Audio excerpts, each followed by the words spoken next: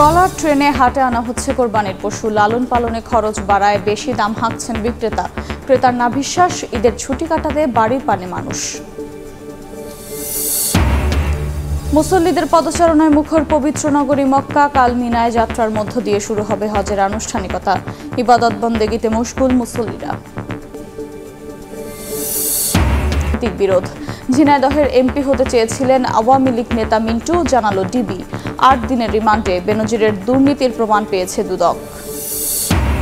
এবং বিদ্যুতের প্রিপেইড মিটারের হিডেন চার্জকে ভুল বোঝাবুঝি বলে দায় এড়ালেন সচিব। ভোগান্তির পরও বললেন দেয়া হচ্ছে ভালো সেবা। সৌর বিদ্যুৎ কেন্দ্র নির্মাণে চীনের সঙ্গে চুক্তি।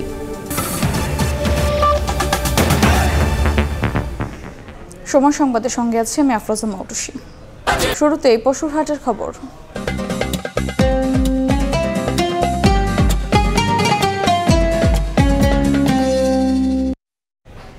নৌ, স্থল ও রেলপথে দেশের বিভিন্ন এলাকার হাটে নেওয়া হচ্ছে কোরবানির পশু। ঈদের আর 3 দিন বাকি থাকায় জমে উঠছে বেচাকেনা। এবার চাহিদা বেশি ছোট ও মাঝারি আকারের গরুর, তবে দাম নিয়ে আছে মিশ্র প্রতিক্রিয়া। লালন পালনের খরচের কথা বলে বিক্রেতারা যে দাম হাঁকছেন তা অনেক ক্রেতার কাছে প্রত্যাশিত নয়।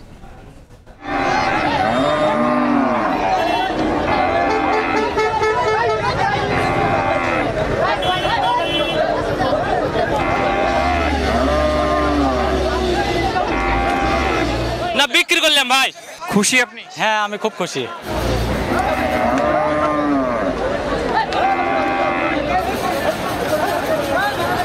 কুরবানির জিনিস হারা জিতা না, আল্লাহর রাস্তায় আমরা খুশি হয়ে দিব। গ্রামের ঘরে ঘরে গভীর মমতায় লালন পালন করা পশু ঈদের ঠিক আগ মুহূর্তে হাটে তোলা হচ্ছে। বিভিন্ন প্রান্ত থেকে আসা গরুতে ঠাসা নওগাঁর এই আহসানগঞ্জের হাট। দিনের প্রথম প্রহরে ব্যাপক উপস্থিতি পশুর। ক্রেতা বিক্রেতার সরব উপস্থিতিতে চলছে বেচাকেনা। তবে দাম নিয়ে রয়েছে ক্রেতা এবং বিক্রেতার পরস্পর বিরোধী বক্তব্য। ক্রেতাদের দিক থেকে বলা হচ্ছে এবার দরের জায়গাটা বেশি হাঁকা হচ্ছে, আবার অন্যদিকে বিক্রেতারা বলছেন এবার গোখাদ্যের চড়া দরের কারণে এবার গরুর দাম তাদের বেশি হাঁকতে হচ্ছে। আমরা দেখতেছি দাম একটু বেশি চাইতেছে। স্থানীয় জেলা প্রশাসনের পক্ষ থেকে এই জেলায় ৭৪টি ছোট বড় পশুর হাট বসানো হয়েছে। এই ছিল নওগাঁর আহসানগঞ্জে পশু বেচা কেনার খবর। চলে যাচ্ছি রাজশাহীর কাকুন হাটে মওদুদ রানার কাছে। দর কষাকষি হাকডাকের মধ্য দিয়ে জমে উঠেছে রাজশাহীর পশু হাটগুলো। আমি রয়েছি গোদাগাড়ির কাকুন হাটে। এই হাটে মূলত ছোট এবং মাঝারি গরুর আধিক্য বেশি। এখানে যেসব প্রান্তিক কৃষক রয়েছেন তারা যেসব গরু পেলে পুষে বড় সেই গরুগুলোই নিয়ে এসেছেন বিক্রির উদ্দেশ্যে। ছোট যেসব গরুগুলো রয়েছে 2 থেকে 4 মণ, সেগুলো ৬৫,০০০ টাকা থেকে 1 লাখ টাকার মধ্যে বিক্রি হচ্ছে। এবং যেগুলো 4 মণ থেকে 6 মণ, গোখাদ্যের দাম বেশি হওয়ায় তারা বেশি দাম হাঁকছেন। গরু আসছে টলারেও। আমরা সেই খবর জানতে যাব মুন্সিগঞ্জের মুক্তারপুরে। সেখানে রয়েছেন সহকর্মী নাসির উদ্দিন উজ্জ্বল। এই টলার কেন্দ্রিক এই গরুগুলোই কিন্তু হাটে পসরা সাজানো হচ্ছে। নৌপথে কিন্তু বেশিরভাগ গরু আসছে মুন্সিগঞ্জের এই ৪৭টি গরুর হাটে, এবং সেখানে কিন্তু একটি টলারে কমপক্ষে 200 গরু আসছে। বিক্রেতা আছেন, তারা বলছেন যে গোখাদ্যের দাম বেশি, একই সঙ্গে কিন্তু এখানকার যে তাদের পথের ভাড়া বেশি, এসব কারণে তারা বেশি দামে বিক্রি না করলে কিন্তু পোষাতে পারছেন না। এই ছিল মুন্সিগঞ্জের সবশেষ। আমরা চলে যাব চট্টগ্রামের সাগরিকায়। সেখানে আছেন সহকর্মী পার্থ প্রতিম বিশ্বাস। চট্টগ্রামের একটি ঐতিহ্য হচ্ছে যারা বড় পশু কোরবানি দেয় তারা কিন্তু শেষ 2 দিনেই কিন্তু এই পশুগুলো তারা ক্রয় করেন। সেই বিষয়টি আমরা এর আগেও বিভিন্ন সময় কিন্তু দেখেছিলাম। চট্টগ্রামের পশুর হাটগুলোতে আমরা দেখছি চট্টগ্রাম নগরের 3টি স্থায়ী পশুর হাট ও ঈদুল আজহা উপলক্ষে 9টি অস্থায়ী পশুর হাটে কোরবানির পশু বিক্রি কিনি চলছে। গত বছর হচ্ছে একটু বাড়তি, কারণ গোখাদ্যের দাম বেশি যায়, এই কারণে যার যেটুকু সামর্থ্য আছে এতটুকু কিনবে। কোরবানির ঈদ ঘিরে চট্টগ্রাম নগরীর বিভিন্ন হাটে পশু সরবরাহ বেড়েছে। হাটগুলো এখনও ক্রেতার চেয়ে দর্শনার্থীর সংখ্যা বেশি। অল্প সংখ্যক পশু কেনাবেচা শুরু হলেও জমে ওঠেনি হাট। শুক্রবার বা শনিবার থেকে পুরোদমে কেনাবেচা প্রত্যাশা করছেন এখানকার বিক্রেতারা। সাগরিকা পশুর হাট থেকে পার্থপ্রতিম বিশ্বাস, সময় সংবাদ, চট্টগ্রাম। কোরবানির পশুর হাটের আরও খবর জানাতে খুলনা শাহপুরে আছেন আব্দুল্লাল মামুন রুবেল, ফেনীর রানীরহাটে আছেন আতিয়া সজল এবং রাজধানীর হাজারীবাগে আছেন রিপোর্টার আলতাফ হোসেন। সরাসরি প্রথমে যাচ্ছি রুবেলের কাছে। ঈদুল আজহার সময় যতই কাছাকাছি চলে আসছে ততই কিন্তু জমে উঠছে খুলনার বিভিন্ন পশুর হাট। সকাল থেকেই খুলনার যে সমস্ত সাপ্তাহিক স্থায়ী এবং অস্থায়ী গরুর বা কোরবানির পশুর হাট রয়েছে সেখানে কিন্তু ক্রেতা বিক্রেতারা ভিড় করতে শুরু করেছেন এবং তারা পছন্দের গরুটিও কিন্তু আসলে যাদের পছন্দ হচ্ছে তারা কিন্তু কিনে নিচ্ছেন। খুলনার শাহপুরের এই হাটটি ডুমুরিয়া উপজেলা, এটি কিন্তু খুলনার সব থেকে বড় হাটগুলোর একটি এবং এই হাটে কিন্তু সকাল থেকে আমরা দেখছি বিভিন্ন উপজেলা থেকে এবং খুলনার আশেপাশের বিভিন্ন জেলা থেকে যারা ব্যাপারী এবং খামারি রয়েছেন এবং বিভিন্ন গরুর মালিক রয়েছেন তারা কিন্তু গরু নিয়ে এই হাটে আসছেন এবং এই হাটে আমরা অনেক বড় গরু দেখেছি যেমন তেমন ছোট গরু দেখেছি এবং ক্রেতাদের আগ্রহের জায়গা কিন্তু তুলনামূলক মাঝারি আকারের গরু, অর্থাৎ ৮০-৯০ হাজার টাকা থেকে শুরু করে ১,২০,০০০-৩০,০০০ এই দামে বেশি ক্রেতা কিন্তু গরু খুঁজছেন। এর পাশাপাশি কিন্তু আমরা কিছু দামি কিছু বড় আকারের গরু দেখেছি, যেমন ৩ লাখ টাকা গরুর চাহিদাও আমরা দেখেছি। এখানে বেশ কিছু ৩ লাখ, ৪ লাখ এবং ৫ লাখ টাকার গরুও কিন্তু আমরা দেখেছি এবং এসব গরুতেও কিন্তু কোনো কোনো ক্রেতাদের আগ্রহ রয়েছে এবং তারা কিন্তু দরদাম করছেন এবং যাদের আসলে পছন্দ হচ্ছেন তারা কিন্তু আসলে সেই গরুটি ক্রয় করে নিচ্ছেন। খুলনার শাহপুরের হাটটিতে আজকে বৃহস্পতিবার তাদের যে সাপ্তাহিক হাট ছিল এবং এই হাটে আমরা দেখেছি সকাল থেকে এখন পর্যন্ত খবর নিয়েছি বিকেল ৫টা পর্যন্ত ৩০০ উপরে গরু কিন্তু আসলে বিক্রি হয়েছে। একটু বলে রাখি যে এই গরুর হাটটি বাদেও খুলনার ডুমুরিয়া কিন্তু আজকে খোরনিয়া বাজারেও কিন্তু গরুর হাট চলছে। এছাড়া জেলার নগরের ভিতরে কিন্তু বেশ কিছু হাট রয়েছে, এসব হাটেও কিন্তু গরু বিক্রি হচ্ছে। এখানকার যারা ক্রেতা আসছেন তারা আসলে যদি বলছেন যে এখানে পশুর দাম, বিশেষ করে যেসব পশুর চাহিদা একটু মাঝারি আকারের পশু সেই গরুর চাহিদা বেশি হওয়ার কারণে কিন্তু সেই গরুর দাম বেশি হাঁকছেন। অন্যদিকে বিক্রেতারা দাবি করছেন যে সারা বছর তারা যেভাবে লালন পালন করেন সেই অনুযায়ী কিন্তু আসলে দাম পাচ্ছেন না। আমরা দেখছি এখানে কিন্তু মাত্রই দেখলাম একটি বড় গরু, এটি কিন্তু মাত্র বিক্রি হয়ে গেল এবং এর পাশাপাশি যদি বলে থাকি যে প্রাণী সম্পদ অধিদপ্তরের পক্ষ থেকে কিন্তু এই হাটের নিরাপত্তা সহ গরুর স্বাস্থ্য সুরক্ষায় বিভিন্ন রকম ব্যবস্থা নেওয়া হয়েছে। তো আমার কাছে এই ছিল খুলনা থেকে গরুর হাট নিয়ে সবশেষ খবর। আমরা এখন একটু ফেনীতে যাব আমাদের সহকর্মী আতিয়ার সজলের কাছে সেখানকার গরুর হাটের খবর জানতে। কোরবানির ঈদ যতটা ঘনিয়ে আসছে ঠিক তার সাথে সাথে কিন্তু পশুর হাটগুলোতে মানুষের ভিড়ভাট্টা বাড়ছে। যেমন করে প্রচুর সংখ্যক পশু উঠেছে, বিভিন্ন ধরনের গরু, ছাগল, মহিষ, সে সকল কিনতে কিন্তু আবার মানুষ ভিড় জমাচ্ছে সেসব ফেনী শহরের বা ফেনীর বাইরের অনেক বাজারেই। আর জেলা প্রশাসন সূত্রে যারা জেনেছি এই কোরবানি উপলক্ষে কিন্তু স্থায়ী ও অস্থায়ী মিলে প্রায় ১২৯টি বাজার রয়েছে এবং প্রতিদিন একাধিক বাজার এসব মিলে থাকে এবং দেশের এখানকার স্থানীয় এবং দেশের বিভিন্ন প্রান্ত থেকে বিভিন্ন খামারি এবং পশু ব্যবসায়ী যারা রয়েছেন তারা কিন্তু এসে এসব গরু বা বিভিন্ন পশু এসব নিয়ে আসেন। এবং আমরা রয়েছি শহরের হাসপাতাল মোড়ের যে শিওপিস বাজার, এই বাজারটি মূলত শহরের যারা রয়েছেন সে শহরের লোকজনের জন্য খুবই জনপ্রিয় একটি বাজার এবং বড় বাজার বলতে পারেন।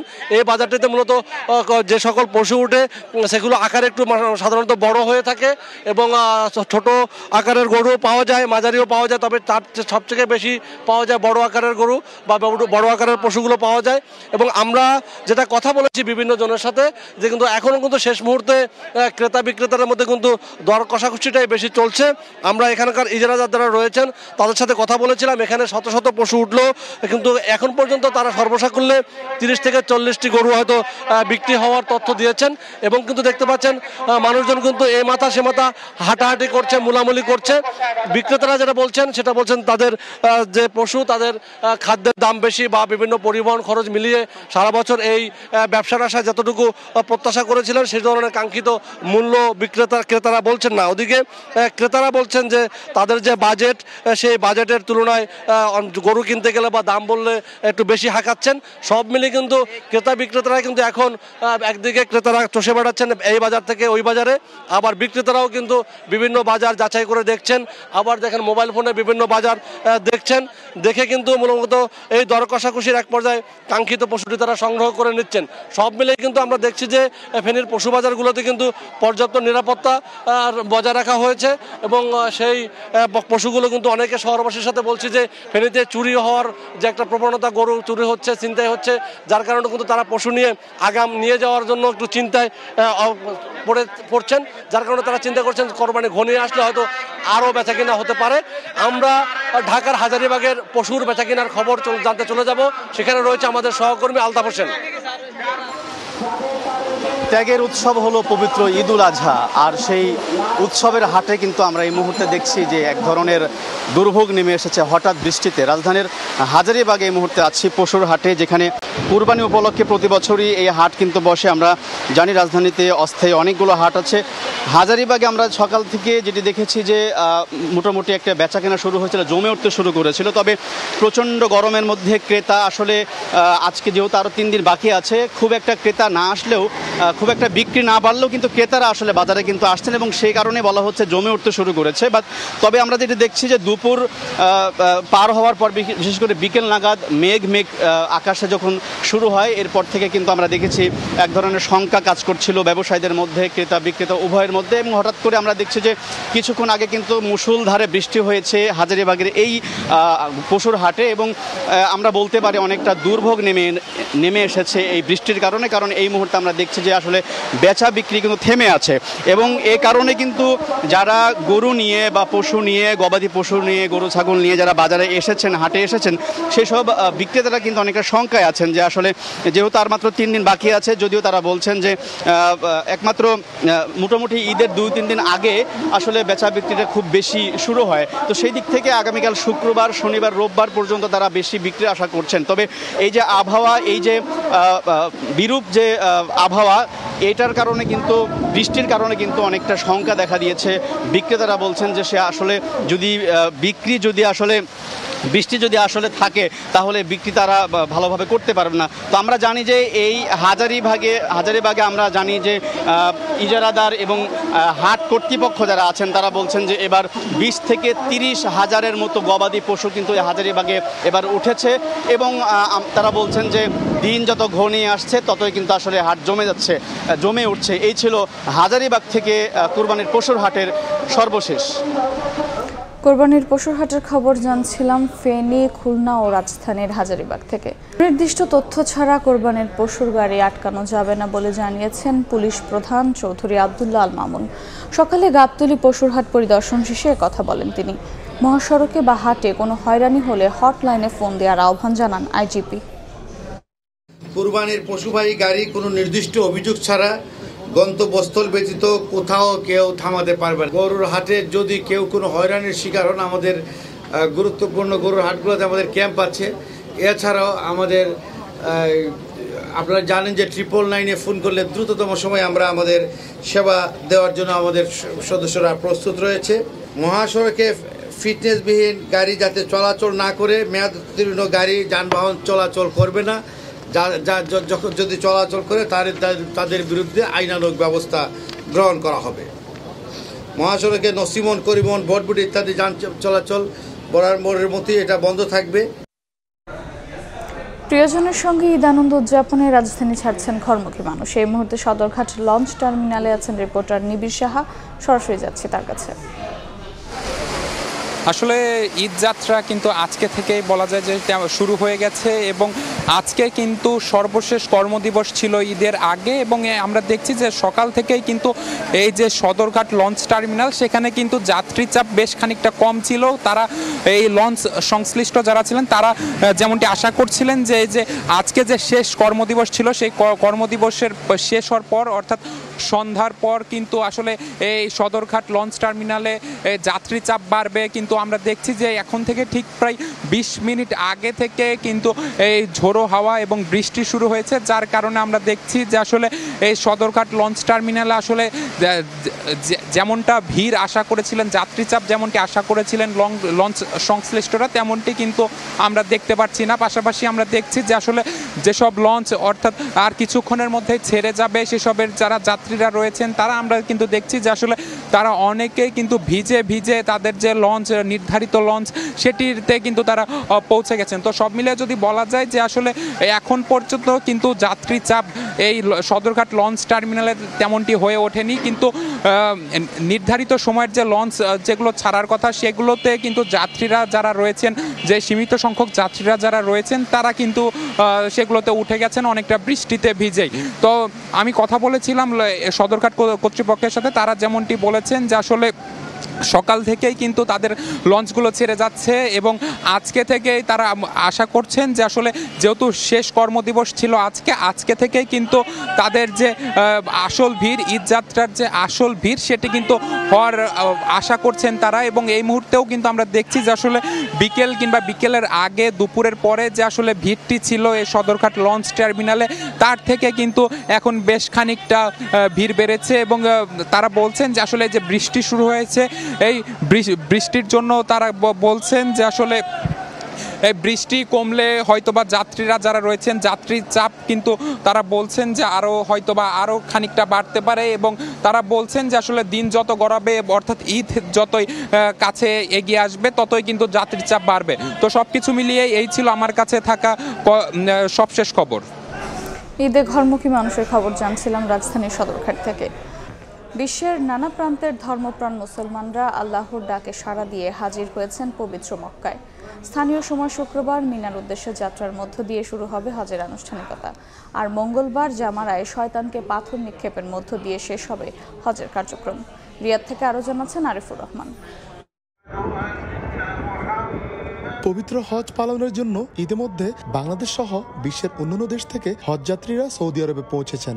এবার বিশ্বের 180টির বেশি দেশের প্রায় 20 লাখ মুসল্লি হজ পালন করবেন। বাংলাদেশ থেকে হজ পালন করবেন 85,257 জন। শুক্রবার থেকে শুরু হবে হজের মূল আনুষ্ঠানিকতা। তবে সংখ্যার বিবেচনায় বৃহস্পতিবার রাতেই হজযাত্রীদের তাঁবুর শহর মিনায় নেওয়া শুরু করবেন মুয়াল্লিমরা। ইশারা নামাজের পর মক্কার নিজ নিজ আবাসন থেকে এহরামের কাপড় পরে মিনার উদ্দেশ্যে রওনা হবেন হাজিরা। মিনায় পৌঁছে হাজিরা ফজর থেকে শুরু করে এশা অর্থাৎ 5 ওয়াক্ত নামাজ আদায় করবেন নিজ নিজ তাঁবুতে। তবে খায়েফ ও কুয়েতি মসজিদের কাছাকাছি তাঁবু থাকলে মসজিদে গিয়েও নামাজ আদায় করতে পারেন।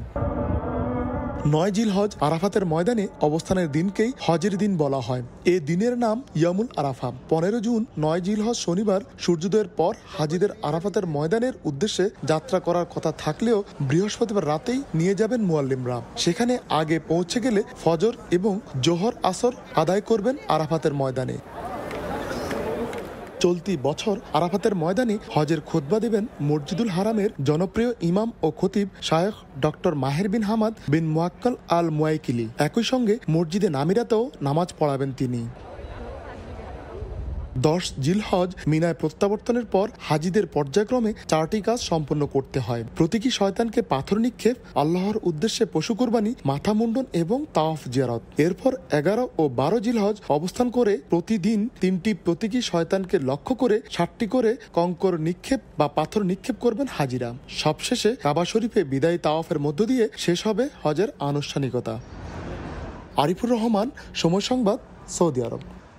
আনার হত্যায় ব্যবসায়িক দ্বন্দ্বের পর এবার সামনে রাজনৈতিক বিরোধ। ঝিনাইদহ 4 আসনের সংসদ সদস্য হতে চেয়েছিলেন জেলা আওয়ামী লীগের সাধারণ সম্পাদক সাইদুল করিম মিন্টু। এমনটা জানিয়ে ঢাকা মহানগর গোয়েন্দা পুলিশ বলছে হত্যাকাণ্ডে মিন্টুর সংশ্লিষ্টতা পাওয়া গেছে।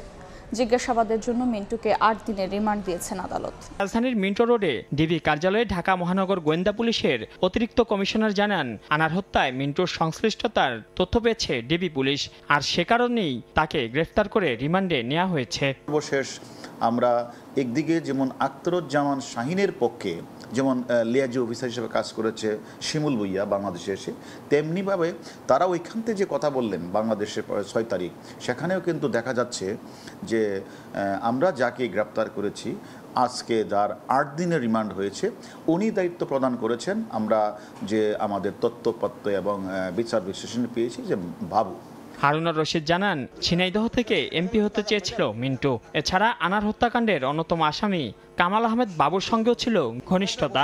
উনি কয়েকবারই খায়েশ করেছিলেন ওই কালীগঞ্জ থেকে এমপি হওয়ার নমিনেশন ব্যাপার উনি কিনেছিলেন। ওনার সাথে মানে আমাদের মিন্টু সাহেবের প্রতিনিধি যোগাযোগই কেন করলেন?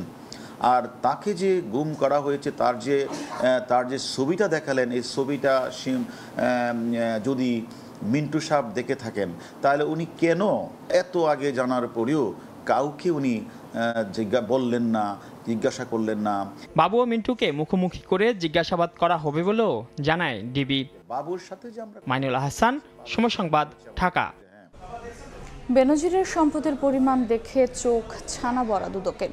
সংস্থাটির আইনজীবী বলছেন, তার অপরাধলব্ধ আয় বিপজ্জনক পর্যায়ের। তথ্য উপাত্তে দুর্নীতির বিশ্বাসযোগ্য প্রমাণ মিলেছে বলেও জানান দুদক আইনজীবী।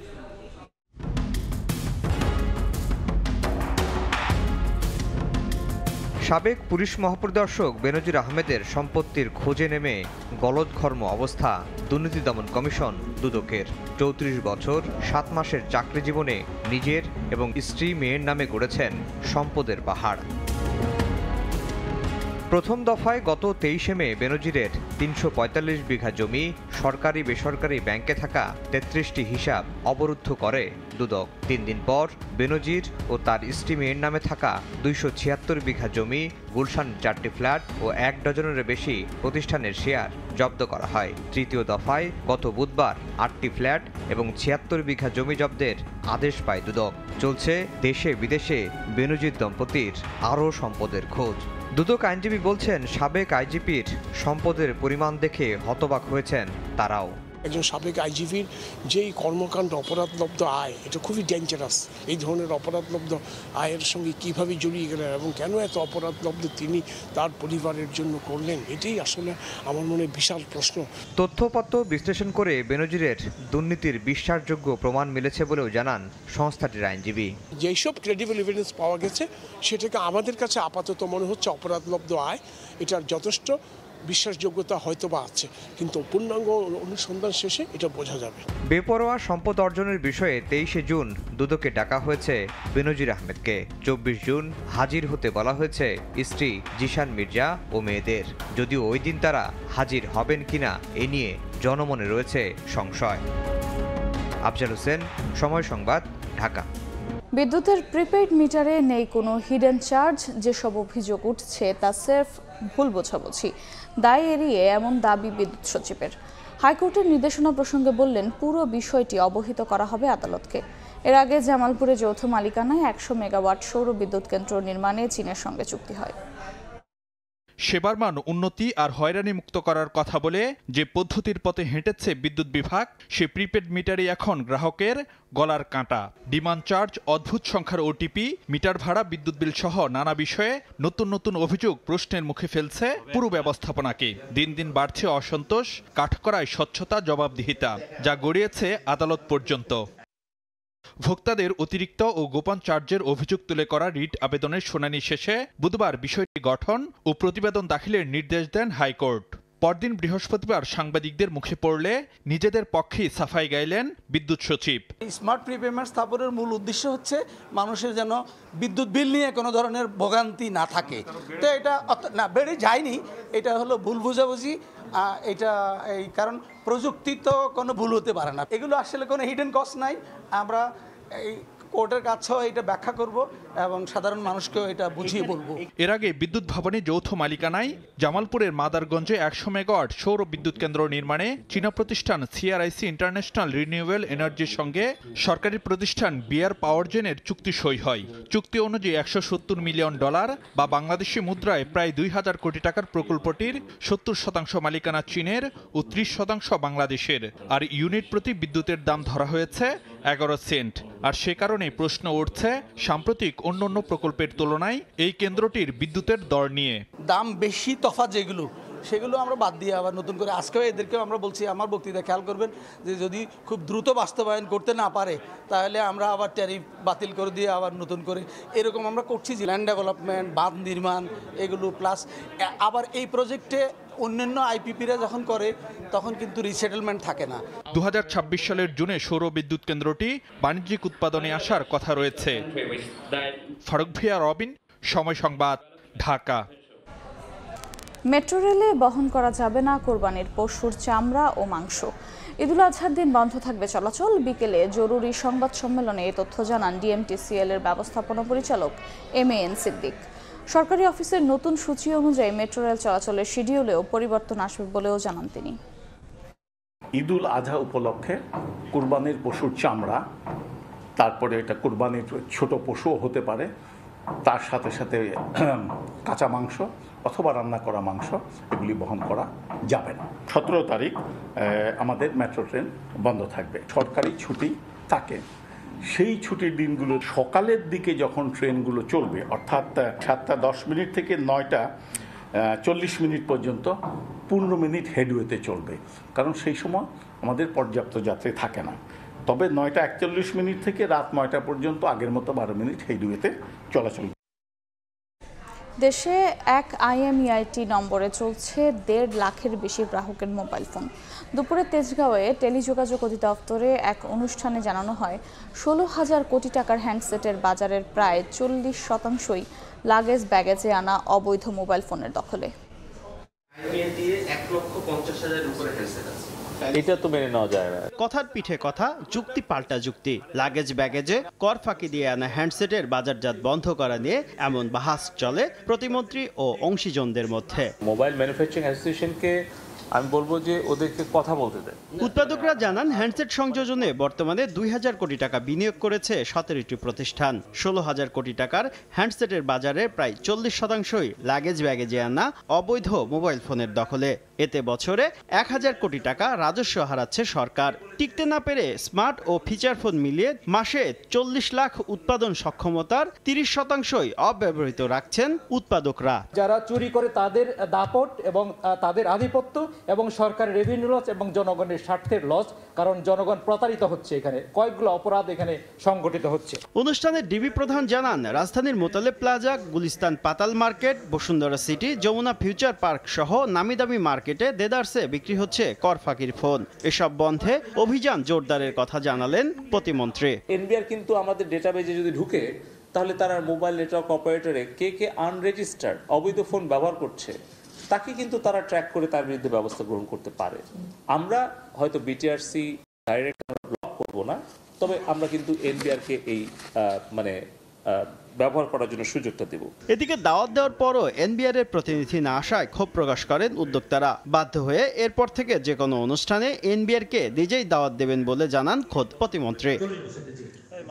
শুভ খান, সময় সংবাদ, ঢাকা। কলেজ সংযুক্ত শিক্ষা প্রতিষ্ঠান ছাড়া মাধ্যমিক পর্যায়ের অন্যান্য প্রতিষ্ঠানে শনিবারের বন্ধ পুনর্বহালের সিদ্ধান্ত নেওয়া হয়েছে। ঈদুল আজহার পর প্রজ্ঞাপনের মাধ্যমে তা জানিয়ে দেওয়া হবে বলে জানিয়েছেন শিক্ষামন্ত্রী ব্যারিস্টার মহিবুল হাসান চৌধুরী। আমরা চেষ্টা করছি যাতে শনিবার সেই বন্ধ যেটা পূর্বে ছিল সেটা যাতে করে আমরা বলবৎ রাখতে পারি। এই বিষয়ে আমরা ইতিমধ্যেই ক্যালেন্ডারের হিসাবটা নিয়েছি। সিলেট অঞ্চলে বন্যার কারণে যে সমস্ত প্রতিষ্ঠান বন্ধ ছিল সেগুলোতেও আবার বিশেষভাবে সেখানে খোলা রাখার বিধান রেখে আমরা অন্যান্য দেশের অন্যান্য জায়গাতে যেই পূর্বের নিয়মে সেটা যাতে করে আমরা বহাল রাখতে পারি সেটা ইতিমধ্যে ওয়ার্কআউট করা হচ্ছে।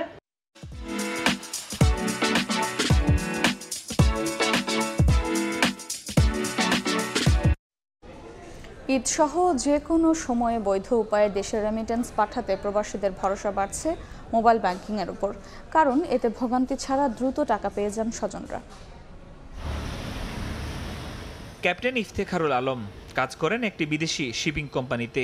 ঈদসহ যে কোনো সময় দেশে টাকা পাঠাতে এই নাবিক ভরসা রাখে মোবাইলে আর্থিক সেবাদানকারী প্রতিষ্ঠানের উপর। বিভিন্ন দেশ থেকে আসলে টাকা পাঠানো স্পেশালি আমাদের জন্য এটা খুব অসুবিধা, কিন্তু বিকাশ মোবাইল ব্যাংকিং হওয়াতে যে কোনো দেশ মান্থলি বেসিসে বা আমার ফ্যামিলির যে রিকোয়ারমেন্ট সেই অনুযায়ী আমি টাকাটা আমার ফ্যামিলিকে পাঠাতে পারি। তার মতো অনেকে দেশে অর্থ পাঠাতে হাঁটেন একই পথে। প্রবাসীদের স্বজনরা বলছেন দ্রুত অর্থপ্রাপ্তি সহজ করে তুলেছে তাদের জীবনকে। আমার ভাই বিদেশে আছে, উনিও টাকা বিকাশে পাঠায়, কিংবা মাসে যে খরচটা সেটাও কিন্তু বিকাশে পেমেন্ট করে। বিকাশে ওখান থেকে দিলে খুব সহজে সঙ্গে সঙ্গে টাকাটা পায়। সরকারিভাবে যে একটা রেমিটেন্স কমিশন, এটাও আমরা ওদের অংশীদার হিসেবে ভাগিদার হয়ে থাকি আর কি। মোবাইল ব্যাংকিংয়ে 65টি দেশের প্রবাসীরা অনুমোদিত ও তালিকাভুক্ত বিদেশি ব্যাংক, অর্থ স্থানান্তর সংস্থা MTO এবং মানি এক্সচেঞ্জ হাউসগুলোর মাধ্যমে অর্থ পাঠাতে পারছেন। 7 টাকা চার্জে ব্র্যাক, সিটি ব্যাংক এবং কিউক্যাশ ATM বুথ থেকে তা উঠাতে পারেন গ্রহীতারা। মোবাইলে আর্থিক সেবাদান জনপ্রিয়তা পাওয়ায় রেমিটেন্স প্রবাহ বাড়ছে বলেও মনে করেন সংশ্লিষ্টরা। ফরহাদুর রহমান, সময় সংবাদ, ঢাকা। টি-20 বিশ্বকাপ ক্রিকেটের খবর। সুপার 8 নিশ্চিতের পথে এগিয়ে যেতে রাতে নেদারল্যান্ডসের মুখোমুখি হবে বাংলাদেশ। গেল ম্যাচের হতাশা ভুলে জয় তুলে নিতে চায় নাজমুল শান্তর দল। একাদশে আসতে পারে একটি পরিবর্তন। অন্যদিকে নেদারল্যান্ডসও ইতিবাচক মানসিকতা নিয়ে নামতে চায় মাঠে। এই ম্যাচে বাংলাদেশকে ফেভারিট মানতে নারাজ ডাচরা। সেন্ট ভিনসেন্টের আর্নস ভ্যালি স্টেডিয়ামে ম্যাচ শুরু হবে বাংলাদেশ সময় 8:30টায়। ওয়েস্ট ইন্ডিজ থেকে আরও জানাচ্ছেন সাজিদ মুস্তাহিদ। সেন্ট ভিনসেন্টে দু দলের সামনে একই লক্ষ্য, একটা জয় নিয়ে সুপার 8-এর পথে এগিয়ে যাওয়া। কিংস্টাউনের আর্নসভিল স্টেডিয়াম প্রস্তুত বিশ্বকাপ দিয়ে এক দশক পর আন্তর্জাতিক ক্রিকেটকে স্বাগত জানাতে। আইসিসির সহযোগী সদস্য নেদারল্যান্ডস সম্প্রতি টাইগারদের চোখে চোখ রেখে কথা বলছে। এই ম্যাচেও হয়তো তার ব্যতিক্রম হবে না, তবে শান্তর দল প্রস্তুত সেই চ্যালেঞ্জ নিতে। গেল বিশ্বকাপে এই দলটার কাছে হারলেও এবার তার পুনরাবৃত্তি হবে না বলে বিশ্বাস অধিনায়কের। অবশ্যই আমরা জেতার জন্য খেলবো, আশা করছি যে খুব ভালো একটা ম্যাচই হবে। সাকিব ভাইয়ের পারফরমেন্স নিয়ে টিমের কেউই চিন্তিত না এবং এটা নিয়ে আমরা কেউই কথা বলতেই চায় না। আমার পারফরমেন্স নিয়ে যেটা বললেন, অবশ্যই ব্যাটিংটা ভালো হয়নি বা রান করতে হবে ব্যাটসম্যান হিসেবে, বাড়তি কোনো চাপ আমি ফিল করছি না। ব্যাটিং নিয়ে চিন্তা থাকলেও পেস বোলিং নিয়ে মধুর সমস্যায় টাইগার টিম ম্যানেজমেন্ট। ইনজুরি কাটিয়ে ম্যাচ খেলতে প্রস্তুত শরীফুল, কিন্তু গেল 2 ম্যাচে 3 পেসারের পারফরমেন্সে তার একাদশে জায়গা পাওয়া অনিশ্চিত। প্রোটিয়াদের বিপক্ষে আস্থার প্রতিদ্বন্দ্বিতা ব্যর্থ জাকের আলী অনেকের কপাল পড়তে পারে। একাদশে দেখা যেতে পারে একজন বাড়তি স্পিনার। চ্যালেঞ্জ আছে কারণ বাতাস আছে অনেক, তো বোলারদের একটু হেল্প আছে স্টিল। এখানে যতটুকু ব্যাটিং করে বুঝলাম, বাট আশা করবো যে কালকে ভালো উইকেটেই খেলা হবে। এই বিশ্বকাপে নেদারল্যান্ডসের হারানোর কিছুই নেই, এটা এই দলটাকে সাহস দিচ্ছে। বাংলাদেশকে ফেভারিট মানতেও নারাজ দলটা। সাবেক টাইগার কোচ রাসেল ডমিঙ্গো আছে দলটার সঙ্গে। খুঁটিনাটি অনেক তথ্যই পাচ্ছে Dutch squad. Going back to that Cricket World Cup, we took a lot of confidence beating Bangladesh at that World Cup, and so that confidence is just kind of obviously fast forwarded to tomorrow, and we know on our best day that we can beat Bangladesh, and that's the mindset that we are going into. টি-20 বিশ্বকাপে দুবার মুখোমুখি হয়ে কখনোই বাংলাদেশকে হারাতে পারেনি Netherlands. বনের বাঘে খায় না, মনের বাঘে খায়, এ কথাটার সঙ্গে খুব ভালোভাবে পরিচিত বাংলাদেশ ক্রিকেট। গত ওয়ানডে বিশ্বকাপে সেই অভিজ্ঞতা হয়েছিল এই নেদারল্যান্ডসের বিপক্ষে। তবে এবার আর সে ভুল করতে চাইবে না নাজমুল শান্তর দল, কারণ তারা খুব ভালো করেই জানে একটা জয় তাদের ভয় দূর করার সঙ্গে জায়গা নিশ্চিত করে দিবে সুপার 8-এও। সেন্ট ভিনসেন্ট থেকে সাজিদ মুস্তাহিদ, সময় সংবাদ, ওয়েস্ট ইন্ডিজ। নেদারল্যান্ডসের বিপক্ষে ম্যাচে বাংলাদেশকে সমর্থন দেবেন সেন্ট ভিনসেন্ট ও গ্রেনেডাইন্সের প্রধানমন্ত্রী রালফ গনসালভেস। টাইগারদের সুপার 8-এ যাওয়ার ভালো সম্ভাবনা দেখছেন তিনি। বাংলাদেশের প্রধানমন্ত্রী শেখ হাসিনাকে নিয়েও নিজের মুগ্ধতা প্রকাশ করেন তিনি। সুযোগ পেলে বাংলাদেশে যেতে চান সেন্ট ভিনসেন্টের প্রধানমন্ত্রী। কিংস্টাউনে তার সাক্ষাৎকার নিয়েছেন সাজিদ মুস্তাহিদ। দর্শক, আমাদের সঙ্গে আছেন সেন্ট ভিনসেন্টের প্রধানমন্ত্রী mister Ralph Gonçalves. I would like to ask you about the renovations here. Like, it looks a beautiful stadium. It is very beautiful. We have spent a lot of money this year in a short 6-month window to bring it up to what would be the required ICC standards. You're very close to Bangladesh Prime Minister Sheikh Hasina. Can you say something? I know her. She's a woman of real distinction and of the highest quality. A very progressive woman. When we meet, we talk a lot.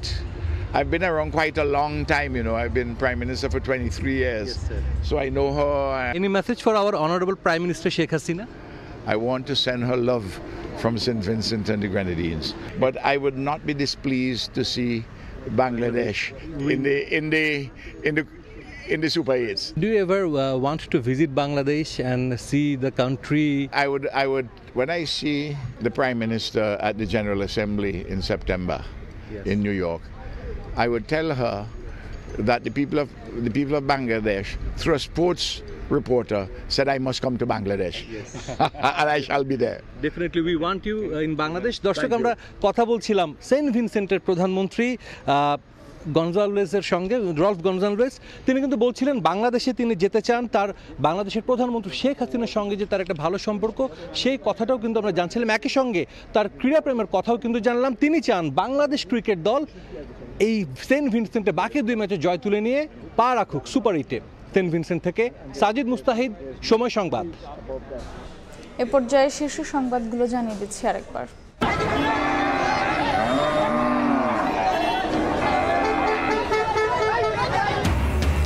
Trawler ট্রেনে হাটে আনা হচ্ছে কোরবানির পশু। লালন পালনে খরচ বাড়ায় বেশি দাম হাঁকছেন বিক্রেতা। ক্রেতার নাভিশ্বাস, ঈদের ছুটি কাটাতে বাড়ির পানে মানুষ। মুসল্লিদের পদচারণায় মুখর পবিত্র নগরী মক্কা। কাল মিনায় যাত্রার মধ্য দিয়ে শুরু হবে হজের আনুষ্ঠানিকতা। ইবাদত বন্দেগীতে মশগুল মুসল্লিরা। এবং বিদ্যুতের প্রিপেড মিটারের হিডেন চার্জকে ভুল বোঝাবুঝি বলে দায় এড়ালেন সচিব। ভোগান্তির পরও বললেন দেয়া হচ্ছে ভালো সেবা। সৌর বিদ্যুৎ কেন্দ্র নির্মাণে চীনের সঙ্গে চুক্তি।